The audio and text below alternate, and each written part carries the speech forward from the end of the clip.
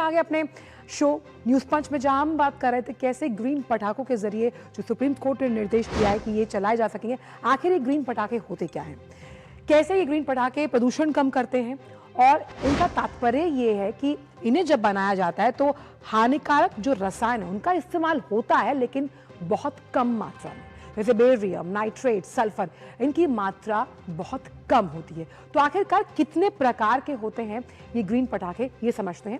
पहला प्रकार होता है श्वास, दूसरा सफल और तीसरा स्टार। यानी श्वास की अगर बात की जाए तो पानी की जो बारीक बूंदें निकलती हैं वो धूल सोख लेती हैं। अगर हम श्वास की बात करें, वो धूल सोख लेती हैं, तो जाहिर सी बात है कि वो धूल हवा में नहीं फैलेगी।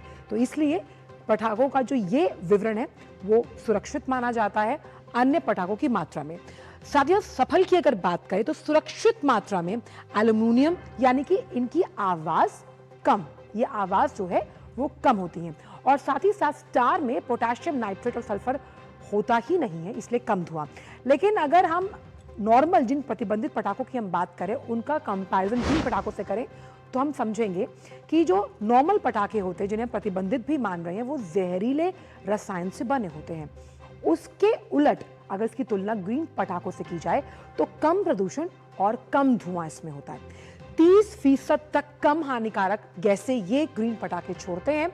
और इनकी आवाज, क्योंकि प्रदूषण कई प्रकार के होते हैं, तो ध्वनि प्रदूषण भी इसमें बहुत प्रमुख और मुखर है।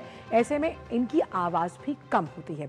यानी जिस डेसिबल साउंड जिसमें आवाज को मापा जाता है 110 से 125 डेसिबल तक। हालांकि जो इसके उलट जो दूसरे पटाखे होते हैं उनका शोर 160 जो डेसिबल है वहां तक जाता है। तो साफ तौर पर देखा जाए, अगर ग्रीन पटाखे आप जलाते हैं तो आप कहीं ना कहीं पर्यावरण की तो मदद कर ही रहे हैं, लेकिन आपके आसपास जो लोग रहते हैं उनकी भी मदद आप करते हैं।